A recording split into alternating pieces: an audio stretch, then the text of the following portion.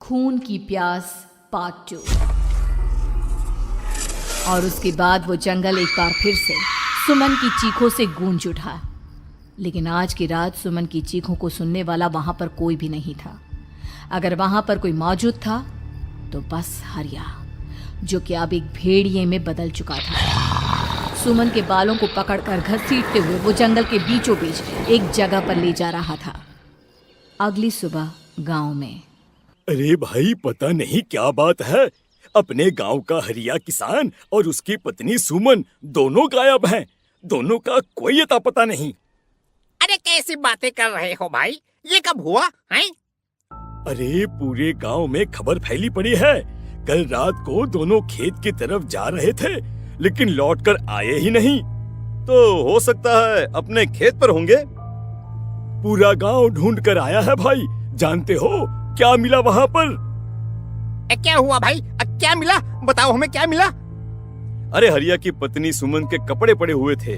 शरीर का एक एक कपड़ा फटा हुआ झोपड़ी के बाहर पड़ा था, लेकिन दोनों पति पत्नी का कोई पता ठिकाना नहीं था। अरे भाई, लेकिन उसका जो दोस्त है ना रामू किसान, उससे पता करके आते हैं ना। अब तक तो दोनों साथ ही खेत पर जाया करते थे। हाँ, हमें उसके घर जाना चाहिए भाई। चलो वहाँ चलते हैं, चलो। वो सारे लोग रामू के घर पर पहुंचते हैं। रामू अपने घर के बाहर बैठकर हुक्का पी रहा था। आज सारे के सारे लोग टोली बनाकर मेरे घर क्यों आ रहे हैं? क्या कोई मर गया क्या भाई? अरे कैसी बातें कर रहे हो? तुम्हारा सबसे अच्छा दोस्त हरिया और उसकी पत्नी गायब है और तुम यहाँ बैठकर हुक्का पिए जा रहे हो हैं? रामू ने अजीब सी नजरों से उन सब गांव वालों की तरफ देखा, जिसकी वजह से वो लोग एक बार के लिए डर गए। गायब है? अरे गायब नहीं है, मुक्ति मिल गई है। उन दोनों को मुक्ति मिली है। इस दुनिया में आकर हर इंसान पाप करता है और उसे उसके पापों के लिए मुक्ति मिलना बहुत जरूरी है। अरे ये कैसी बहकी बहकी बातें कर रहे हो भाई हैं? और इसका चेहरा अजीब सा क्यों लग रहा है? लगता है दोस्त के मरने का गम बैठ गया है। पागल हो गया है शायद ये पागल। ये बात सुनते ही रामू चीख कर जोर से चिल्लाते हुए कहता है, पागल मैं नहीं हूँ, पागल तुम सब हो। और ये शैतानी जंगल अब तुम में से किसी को नहीं छोड़ने वाला, सबको खा जाएगा। याद रखना मेरी बात। शैतानी जंगल? कैसा शैतानी जंगल? लगता है रामू पागल हो चुका है। हमें यहाँ से चलना चाहिए भाई। चलो। तभी रामू की पत्नी बाहर आती है। नहीं, आप लोग इनकी बात का बुरा मत मानिए। 2 दिन पहले हरिया के साथ खेत पर गए थे। जब से वहाँ से आए हैं तब से ऐसी ही बातें कर रहे हैं। भगवान जाने ऐसा क्या देख लिया उन्होंने, खेत में कुछ भी बड़बड़ाते रहते हैं। लेकिन गांव के लोगों ने कमला की कोई बात नहीं सुनी और वो सब वहां से चले गए। रात अब धीरे धीरे ढलने लगी थी। तभी अचानक किसी ने धीमी सी आवाज में रामू को पुकारा। रामू, आ जाओ, मैं तुम्हारा इंतजार कर रहा हूँ। और सुनो, अपनी पत्नी को साथ लेकर आना, नहीं तो काम अधूरा रह जाएगा। ये आवाज सुनते ही रामू के चेहरे पर शैतानी मुस्कुराहट आ जाती है। वो धीमे कदमों से अपने घर के अंदर आता है। क्या हुआ? तबीयत ठीक है ना अब आपकी? मैं तुझे अपने साथ खेत पर ले जाने आया हूँ, चल। मैं तुम्हारे साथ कहीं नहीं जाने वाली। मुन्ना गहरी नींद में सो रहा है और उसे अकेला छोड़कर मैं तुम्हारे साथ खेत पर नहीं आ सकती। वैसे भी तुम्हारे उन खेतों में भगवान जाने कौन सा राक्षस घूम रहा है, मुझे तो डर लगता है। रामू गुस्से में दांत पीसता अपनी झोपड़ी से बाहर आ जाता है और कमला गहरी नींद में अपने बच्चे के साथ सो जाती है।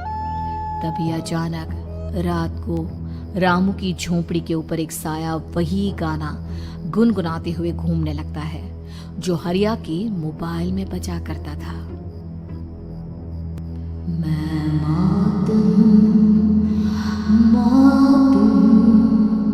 मौत जो बसरी है चारों,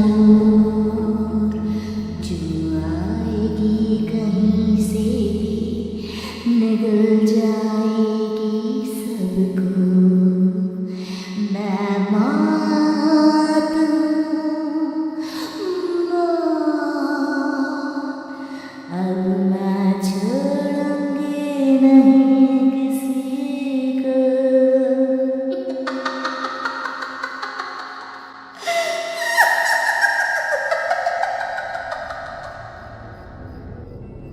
ये आवाज सुनकर रामू की पत्नी कमला की आंख खुलती है और वो देखती है कि उसका मुन्ना अपनी जगह से गायब था।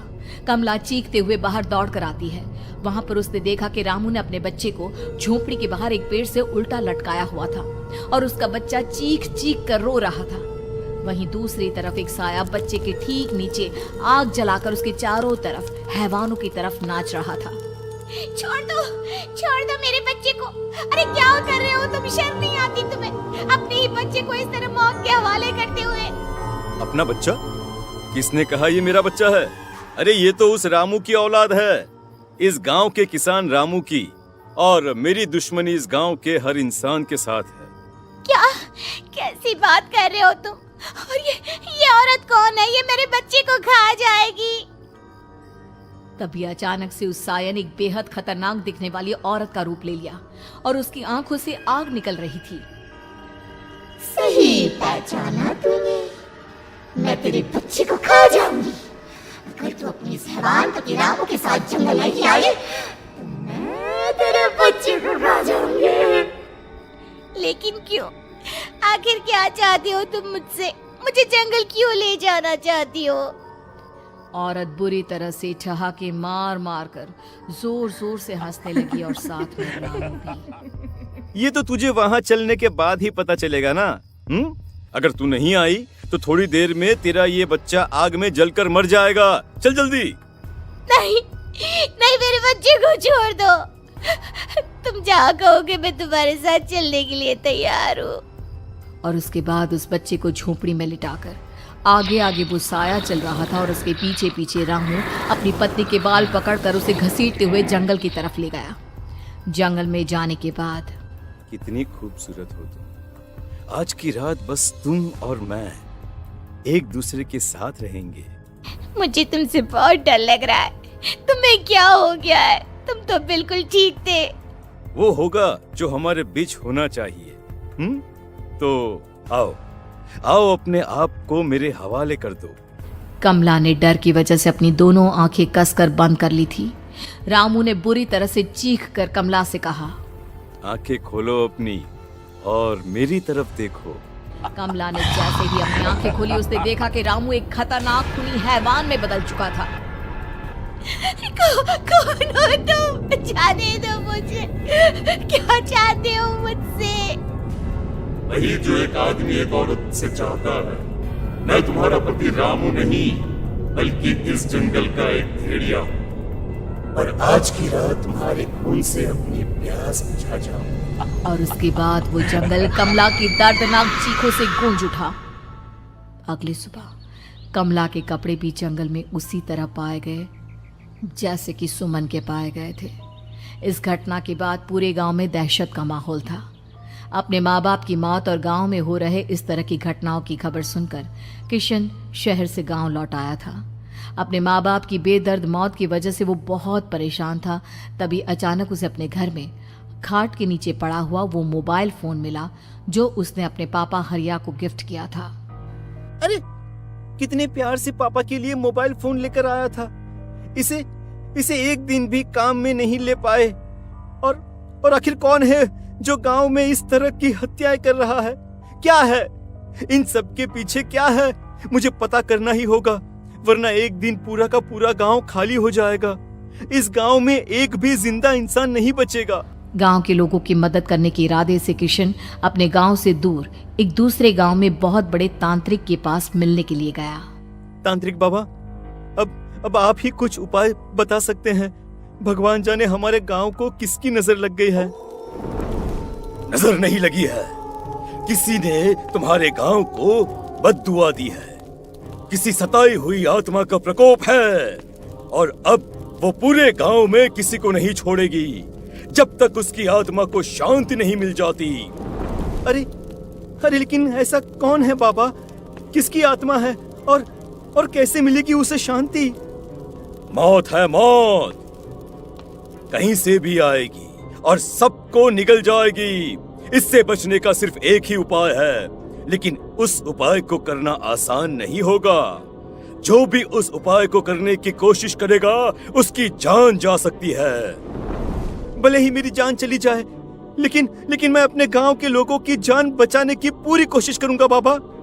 तो ठीक है फिर, अगली अमावस की रात जैसा मैं कहता हूँ वैसा ही करना। अमावस की रात तांत्रिक के बताए अनुसार किशन अपने साथ केरोसिन लेकर जंगल की तरफ चल पड़ा। उसके हाथ में देवी के मंदिर का सिंदूर भी था। किशन जंगल के बीचों बीच पहुंचा। ये देखकर उसकी आंखें फटी की फटी रह गई। वहां एक उबलते पानी का तालाब था और कई लोगों की लाश लटक रही थी। किशन की माँ बाप की लाश भी वहीं थी।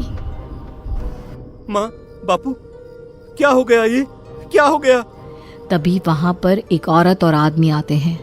उन्हें देखकर किशन चौंक जाता है। गोपाल काका, आपकी तो 5 साल पहले मौत हो गई थी। और निर्मला काकी, आप? मौत तो हो गई थी, लेकिन तुम ये नहीं जानते कि हमारी मौत कैसे हुई थी। क्या कहना चाहते हैं आप? कुछ नहीं, बस ये जान लो कि अब इस गांव में कोई जिंदा नहीं बचेगा। लेकिन क्यों काकी?